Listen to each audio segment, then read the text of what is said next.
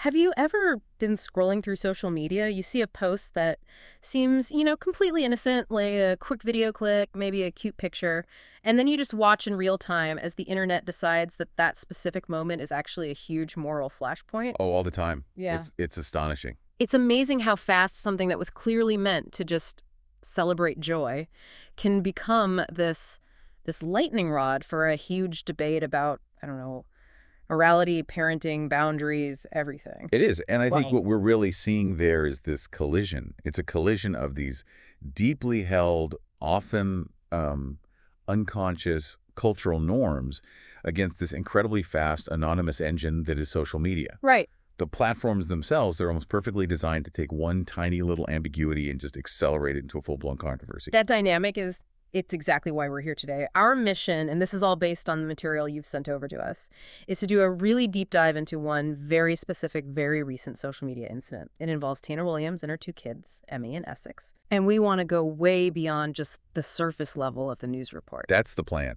The goal here is to really analyze the original post, then look at the sharp, almost immediate negative reaction it got, and then, really dissect Taina's subsequent, very forceful, defensive clapback, as the source calls it. Right, the clapback. But I think the most important part is to analyze what all of this together reveals about the current, very blurry boundaries that public figures are just forced to navigate anytime they share anything about their family lives. So we're working from a Focus News report, and it details the original clip, right? And it also pinpoints the single, concise criticism that just lit the fuse, that one phrase, "this is weird."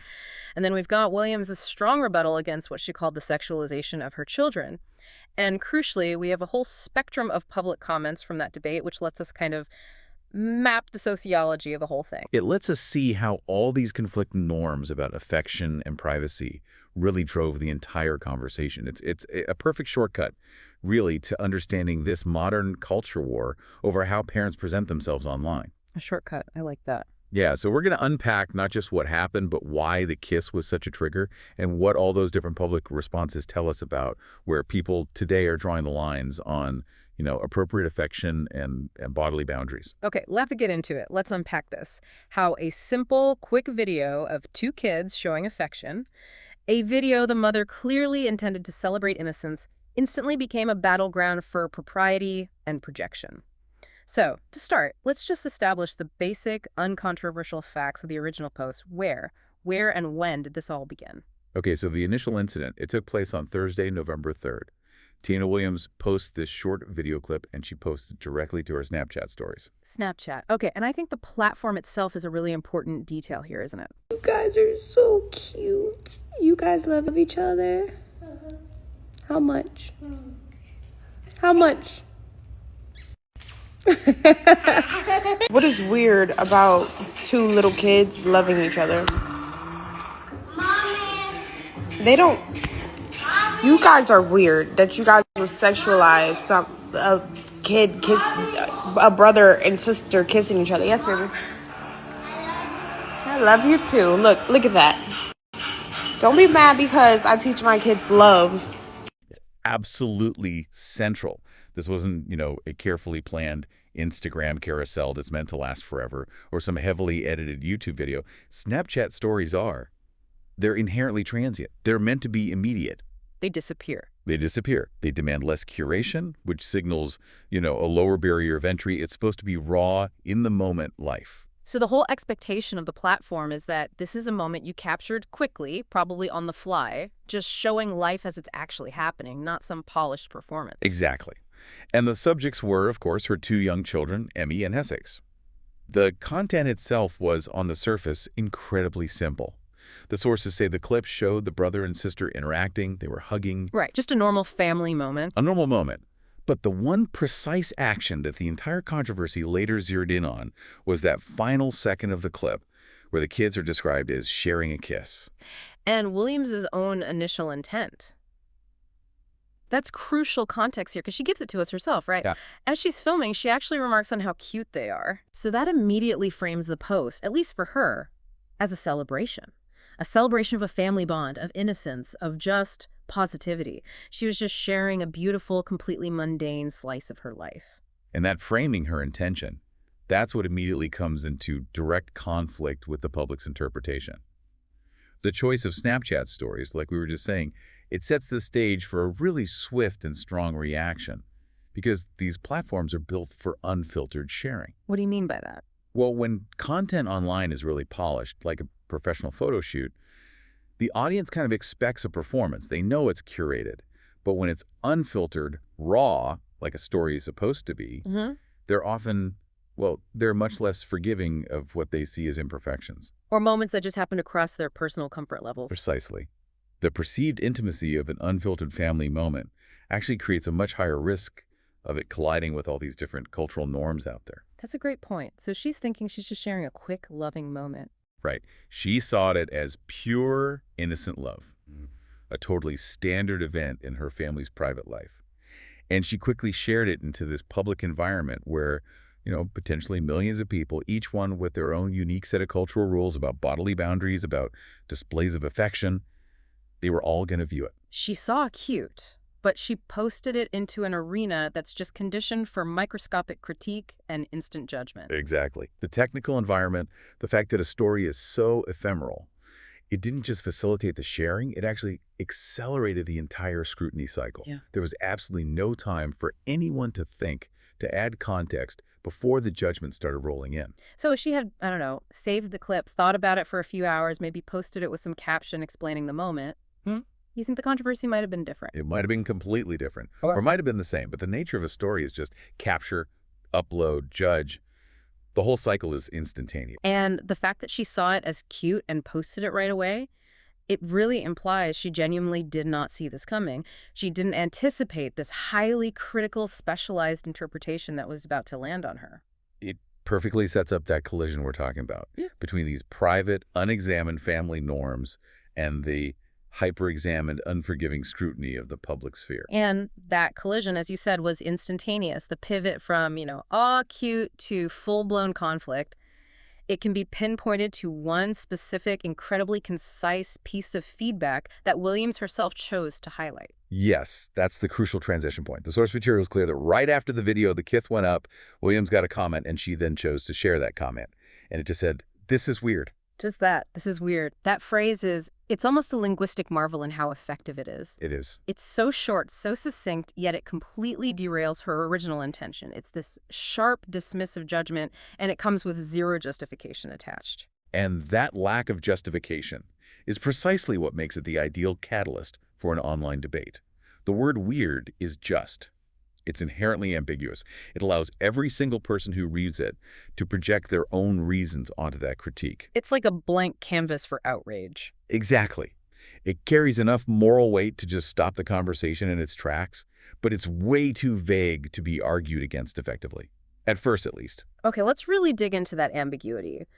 When a word like weird is thrown at a specific physical moment, like a sibling kiss, what are the primary things the internet might be reacting to? What does that tell us about online criticism? Well, we could probably break down the potential targets of that word weird into, say, 3 main categories, and all of them reflect these different public anxieties. Okay.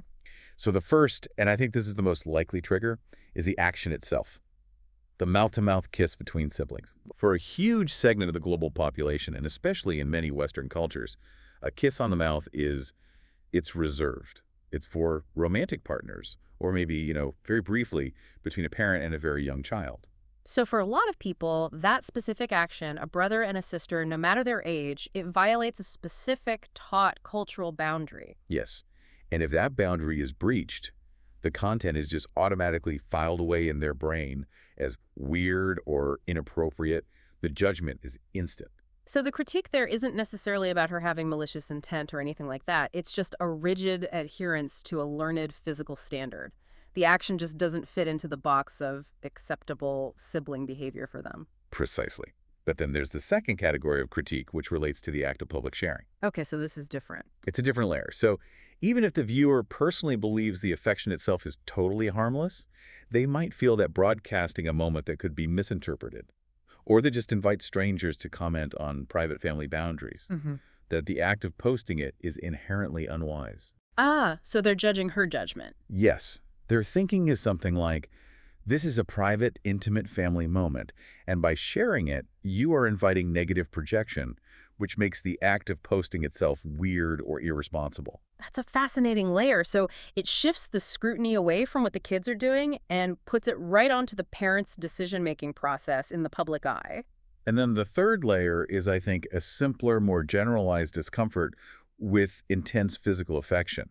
This is from viewers who maybe, grew up in households where emotional or physical distance was just the norm. But where PDA, even among family, was discouraged. Exactly. For them, any display of highly demonstrative affection, it doesn't matter who it's between, it just might feel awkward, it feels weird simply because it violates their personal baseline for public decorum. So that one word, weird, it functions as this perfect linguistic shortcut for all three of those different anxieties. It does. And the key mechanism at play here is that this instantaneous skepticism, that single word, it just completely overrides Williams's intended message of love. It strips away all her context. The action is isolated, judged against the viewer's personal norm, and boom, the conflict begins. It creates a vacuum where her positive intention is suddenly invisible. All that's left is the specific, observable act, the kiss, and it's left wide open for immediate personalized projection by every single person who sees it. That's why the debate escalated so quickly. Now, unlike a lot of public figures who might, just delete the post or offer some kind of gentle apology to make it go away, Taina Williams did not back down. Not at all. Her response was immediate, it was highly aggressive, it was actually extremely strategic. She effectively flipped the moral high ground and turned the accusation right back onto her critics. Her defense, this clapback, it's really a masterclass in modern digital confrontation. It really is. She shifted the goalposts of the entire debate. She completely refused to get into the weeds of whether a kiss should be on the cheek or the mouth. Right, she bypassed that argument. Totally bypassed it. Instead, she reframed the whole thing as a test of the observer's own capacity for love versus their predisposition for negativity. And the sources give us two key quotes from her response that absolutely define her argument. Let's start with her counter-question. Her first move was rhetorical defense. She just asks, what is weird about two little kids loving each other? Which is brilliantly simple, isn't it? It's so effective. She forces the critic to confront the purest, most innocent component of the action. She's basically arguing, if you critique the kiss, you're critiquing the love, which makes the critique itself sound inherently negative and cold-hearted. She changes the entire frame of the debate from one about physical boundaries to one about emotional warmth. Exactly. But her central, and I think her most powerful move, is in the second quote. This is where she states her accusation directly at them. She says, you guys are weird that you're sexualizing a brother and sister kissing each other. And that word, sexualizing, that's the core of her defense, and it's such a powerful word choice. It's an incredibly potent defense in this context. Why that word specifically? Why is it so effective? Because it places the entire burden of moral responsibility back onto the viewer. By using that specific word, she is accusing her critics of projecting adult, inappropriate, and often, frankly, toxic interpretations onto a moment of pure childhood innocence. It flips the shame entirely. Completely. She's saying, the problem isn't my parenting or my children's behavior. The problem is your jaded, cynical worldview that can't even recognize pure affection when you see it. It's the ultimate ethical high ground you can take in a digital debate like this. And the power of that argument, it was actually bolstered by this immediate real-time reinforcement that the source material points out. Oh, this is a key detail. While she was actively speaking, recording her defense, her son Essex could be heard in the background telling her that he loved her. I mean, you couldn't have scripted it better. It's a phenomenal piece of anecdotal evidence for her case. It's instant, unfiltered proof from her perspective, captured right in the moment, that the conversation in her household is entirely rooted in this deep, verbalized, familial affection. It perfectly validates her core claim, doesn't it? It proves that the kiss was simply a physical expression of the emotional love that she says she teaches. It makes her whole emotional defense feel tangible and immediate. Which brings us to her concluding statement. This is what really hammers home the philosophical intent of her entire response. She says, "Don't be mad that I teach my children love." And there it is. That's the definitive shift. The debate is no longer about the specifics of a kiss. It has been elevated to a philosophical defense of her entire parenting ethos. She establishes a clear moral dichotomy. A very clear one. On one side, you have her mission, to teach affection and emotional expression. On the other side, you have the cold, projecting critics. She's defining herself as the champion of love, which automatically makes anyone who disagrees with her look like a champion of negativity. So when we really analyze what it means for the internet to sexualize a moment, like she argues, it's this process where a public audience who are often, jaded or cynical or just primed for outrage, Right.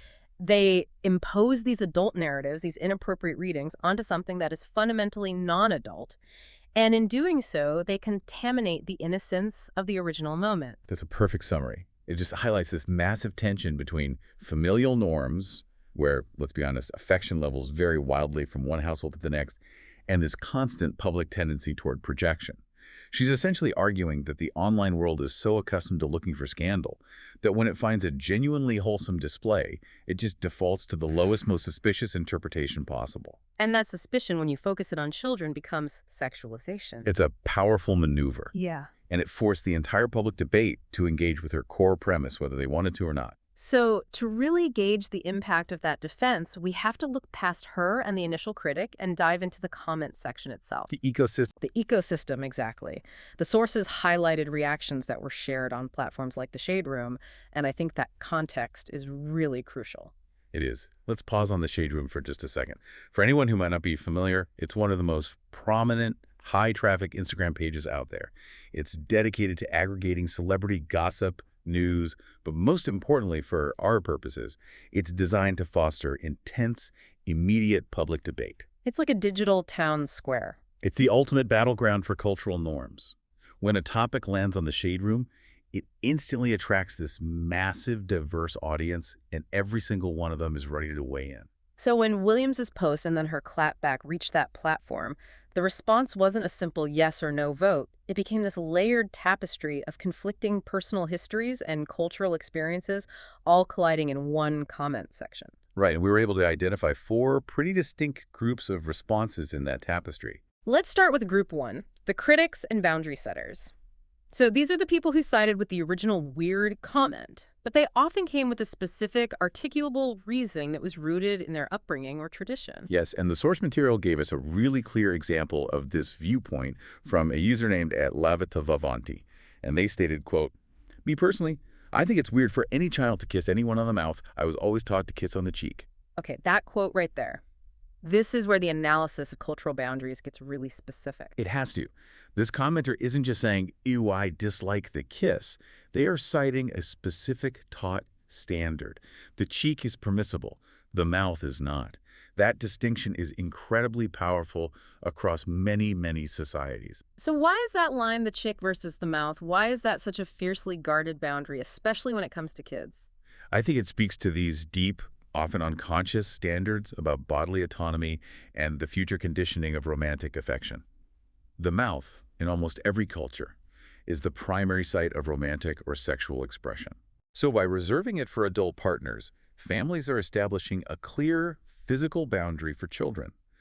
It's a way of signaling what's appropriate at what stage of life. If that boundary is breached, even totally innocently between siblings, it can feel like a premature introduction to an adult concept or just a lack of appropriate reserve. So for this group, the critique is less about any malice toward Taina Williams and much more about a learned adherence to a cultural rule. A rule they were taught was essential for managing the transition from childhood affection to adulthood. Exactly. They see her as violating a foundational principle of physical decorum that they were taught was absolutely essential. And the speed with which they articulate that rule, I was taught to kiss on the cheek, it shows how deeply it's internalized. They aren't criticizing love. They're criticizing the chosen vehicle for that love. Because that vehicle, in their specific cultural context, is reserved for a completely different type of relationship. Exactly right. Okay, so moving to the complete opposite end of the spectrum, we have group 2, the defenders of normalcy and sibling love. These are the people whose personal experience totally and completely validated Williams's original post. They came out swinging. They emphatically defended the content as just standard family behavior. Yeah. We saw users like at Zansby Travels calling the whole thing cute and normal and saying the critics were losing the plot. And another one at Real Mishu Hater was even more direct. They just said, how is this even weird? This is nothing but sibling love. The core argument from this group is that the sibling relationship is this unique, special space where physical affection is just natural and should be unrestricted. For them, the intensity of the love justifies the means of expression. Absolutely. To even question the kiss is to fundamentally misunderstand the natural, intense, and unfiltered bond that can exist between a brother and sister. Their personal context is dictating their entire reaction. So they're likely viewers who grew up in really tactile, affectionate families. I would guess so. Families were kisses, hugs, close physical proximity. It was all just standard. It didn't matter if it was between parents and kids or siblings. It was just how love was shown. So they don't see the boundary that Group 1 sees because their family probably never taught it. Okay, now let's move to Group 3, the projectors, the ones who criticize the critics. Yeah. This is where the debate gets a little bit psychoanalytic, which is a huge trend in online arguments today. It really is. This group doesn't just defend Taina. They immediately turn the judgment back on the accusers. They use her defense as a platform to speculate on the emotional history or the moral deficiencies of the person who left the negative comment in the first place. The source gave us a really illustrative quote from a user at AmberAlert who suggested that the critics' judgments stem from their own emotional lack. They wrote, "They didn't grow up around love. That's all people just say anything." I mean, that is a remarkable sociological phenomenon right there. Taina accused the critics of sexualizing the moment, which is a powerful claim. But Group 3 accuses the critics of emotional deficiency. It's a mechanism of deflection, isn't it? Totally. The initial critic is now forced to defend their own background and their own ability to even experience affection. So instead of arguing about the video, the discussion becomes, are you the critic? A person who even knows what love is. It's the ultimate counterpunch in an online fight. It's basically saying, your critique isn't objective, it's just a symptom of your own flawed personal history. And that's highly effective at shutting down debate because how do you counter a diagnosis of emotional deficiency? You can't. You can't. And this group also really emphasized the need for parental privacy. We saw comments like from @BreezyLaBoy demanding critics, mind y'all business. Yeah. And at Mavis grandbaby stating, y'all weird for even thinking that way. So they're reacting less to the kiss itself and more to the audacity of strangers demanding they have a say in an intimate family moment. It's about autonomy. Right, it's a pushback against the mob rule of the internet. And finally, we have Group 4, simple affirmation and relatability. These are the non-controversial, purely supportive reactions, the ones who just validate Taina through solidarity. This group provides that positive reinforcement that's so necessary to sustain a defense like hers online. You see the purely positive reactions like at Asface just saying too cute or at Badass Brooke adding, that's beautiful. Simple, effective support. But I think the most powerful insight from this group comes from that simple, relatable anecdote. Yes. The one from @KiriKior, who wrote, y'all would hate my niece and nephew Din-san.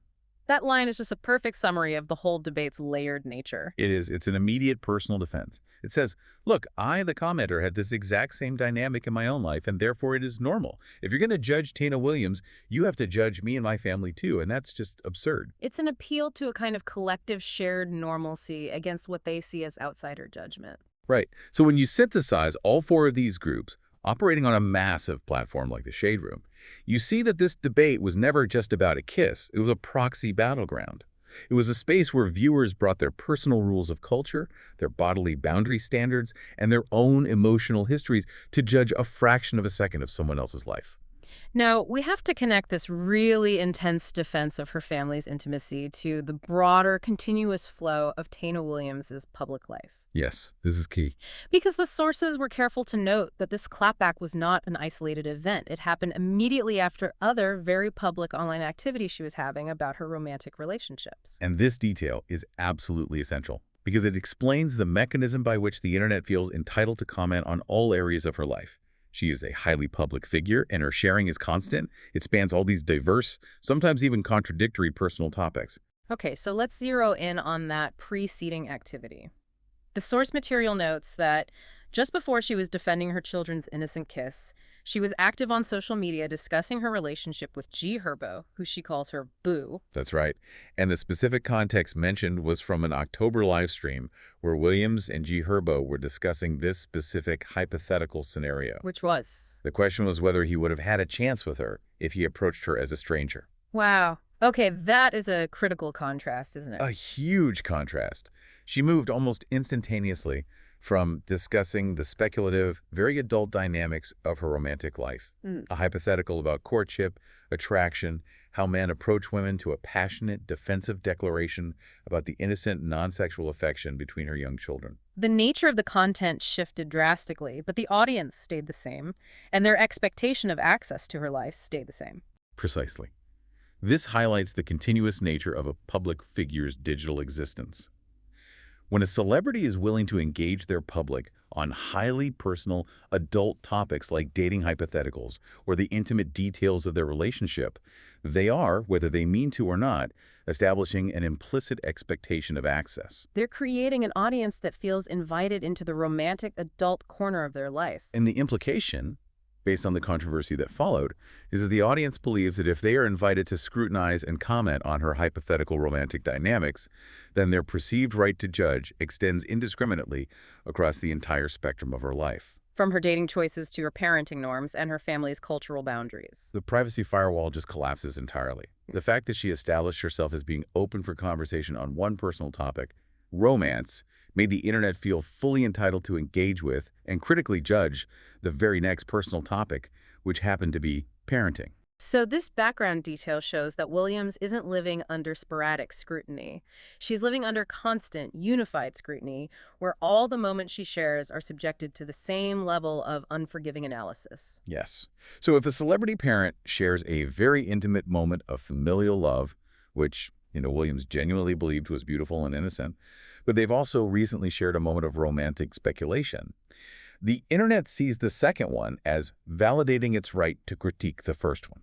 It raises a really big question for us and for you, the listener. Does that constant flow of personal content, from dating what-ifs to intimate family clips, does that actually influence the internet's perceived right to comment? Based on this incident, the answer seems to be a resounding yes. Public figures who open up on one intimate topic have to be prepared for that scrutiny, to follow them into all their intimate topics, even when those topics involve children and deeply personal cultural norms about affection. It almost seems to confirm that the standard for what parents are expected to keep private is raised exponentially once they establish a public presence that delves into any personal facet of their lives. I think so. Williams was fighting a battle not just over a kiss, but over this established expectation of access that she had, perhaps inadvertently, already created.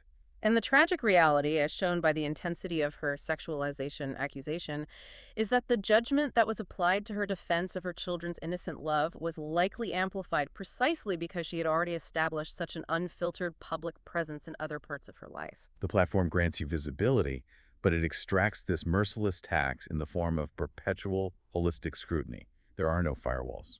So, to wrap up, what we've really seen in this deep dive is a powerful, detailed example of modern digital conflict. And it's rooted not in, concrete facts or actual malice, but in this irreconcilable intersection of conflicting cultural norms and public expectations. We've really uncovered two main threads here. First, the intense online judgment regarding cultural norms for affection. And that's exemplified by that clear, deep divide between the kiss on the cheek standard and the more expressive kiss in the mouth standard. And the second thread. And second, Taina Williams' very firm, very strategic, and ultimately philosophical defense. A defense rooted in her intention to teach her children love, and her powerful counter-accusation that the critics were merely projecting their own negativity and cynicism onto an innocent moment.